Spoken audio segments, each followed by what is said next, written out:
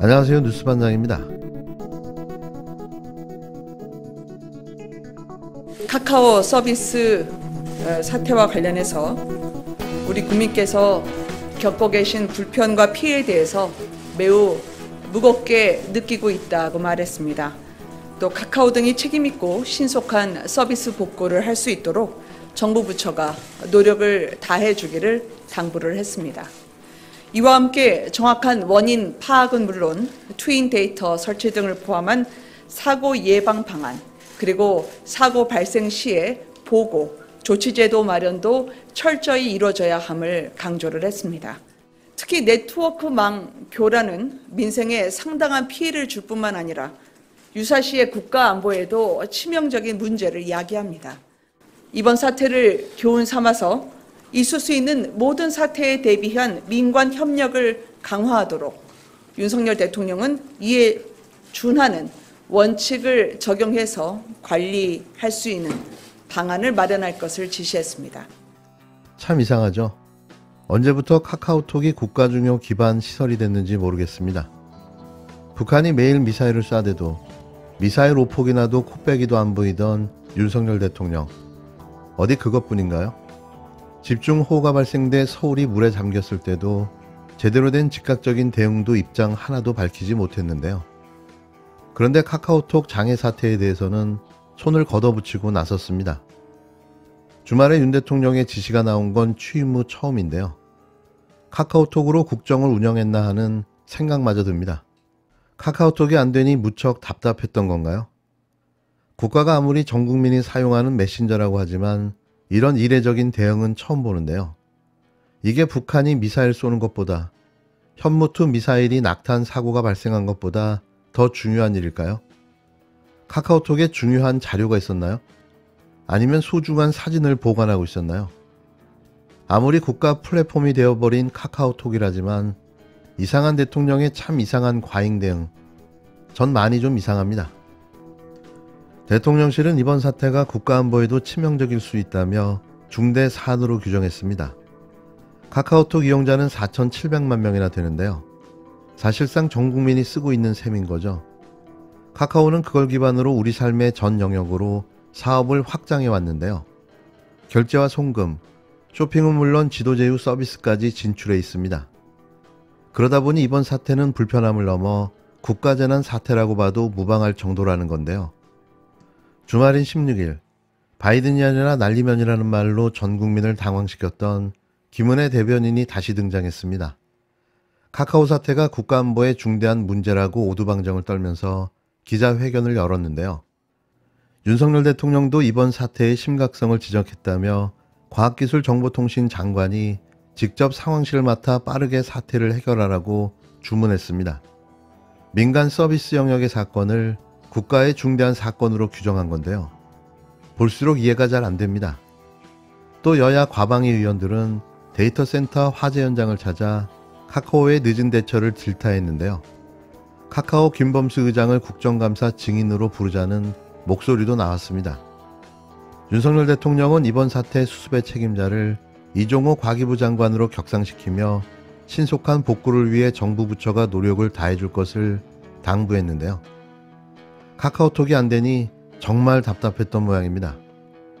윤 대통령은 정확한 원인 파악은 물론 사고 예방 방안과 사고 발생 시 보호조치 제도 마련도 철저히 이루어져야 한다고 강조했는데요. 또 이 같은 사태는 국가안보에도 영향을 미칠 수 있다며 민관 협력 강화를 통한 대책 마련을 지시했습니다. 카카오 장애 사태가 국가안보에 영향을 미친다는 이야기에 저도 미칠 지경인데요. 유사시 긴급 상황에 사용하는 국가통신망과 네트워크망이 존재하는 건 맞죠? 진심 국정운영을 카카오톡으로 했던 걸까요? 여야 과방위 소속 의원들은 화재가 난 판교 데이터 센터를 직접 찾았습니다. 의원들은 여야 할 것 없이 카카오의 재난 대비 부족과 늦장 대처를 질타했는데요. 이건 민생 현안으로 의원들이 따져 물을 수 있는 영역인 거죠. 하지만 정부가 나서 요란 법석을 떨어대는 건 사실 납득하기 어려운데요. 너무 오바라는 생각을 지울 수가 없습니다. 과방위는 오는 24일 종합국감에서 카카오와 네이버, SK CNC 대표 등 이번 사태 관계자들을 부르기로 했는데요. 이들은 과연 국감에 출석할까요? 국힘당은 김범수 카카오 의장까지 증인으로 부르는 것엔 반대하고 있습니다. 증인 채택 과정의 충돌이 예상되는데요. 김범수, 이분은 김건희 씨와 관계가 있는 사람 아닌가요? 사진도 같이 찍었던 걸로 기억하는데요. 아니면 아나운서 김범수로 착각한 국힘당이 묻지도 따지지도 않고 대놓고 반대하는 건 아닌지 궁금합니다. 미성년자 11명을 성폭행한 혐의로 15년을 복역한 김근식이 내일 출소를 앞두고 조금 전 다시 구속됐습니다. 출소 하루 전 다시 구속. 해외 화제의 기사에서나 나올 법한 뉴스가 어제 흘러나왔습니다. 17일 자정 출소가 예정되어 있던 김근식이 또 다른 아동 성폭력 혐의로 법원에서 영장 심사를 받았습니다. 법원에서 구속영장을 내주면 김근식은 다시 수감되고 내주지 않으면 예정대로 사회로 나오게 되는 거였는데요. 결국 영장이 발부되며 다시 구속됐습니다. 먼저 신문은 오후 3시부터 1시간 동안 진행됐는데요. 법원은 범죄가 소명이 어느 정도 됐고 도주 우려가 있다는 이유에서인데요. 다소 황당하죠? 여태 뭐하고 있다가 출소 하루 전에 다시 기소하고 구속영장을 신청한 걸까요? 저는 결코 김근식을 대변하거나 두둔할 의도는 없습니다. 단지 이번에 벌어진 상황이 이상하다는 말씀을 드리려는 건데요. 꼼꼼히 생각해보고 전후 상황을 확인해보면 왜 이런 일이 벌어졌는지 알 수 있을 듯합니다. 우선 16일 윤석열 대통령이 김근식으로 촉발된 일련의 성범죄 관련 사태에 분노한 것으로 알려졌다는 기사가 나왔는데요. 매일경제는 16일 13시 48분에 업로드한 기사에서 대통령실 고위 관계자에 따르면 윤 대통령은 미성년자 연쇄 성폭력범 김근식 문제와 같은 사안이 다시 발생하면 안 된다는 점을 평소 강조해왔으며 이번 사건에 대해서도 같은 이야기를 한 것으로 알려졌다는 겁니다. 그러면서 대통령실 고위 관계자는 윤 대통령은 약자와 피해자에 대한 보호는 소홀함이 없어야 한다고 강조해왔다고 말했다면서 윤 대통령과 한동훈 법무부 장관은 굳이 말하지 않아도 교감이 가능한 사이라고 전했다는 건데요. 그 교감이 통한 걸까요?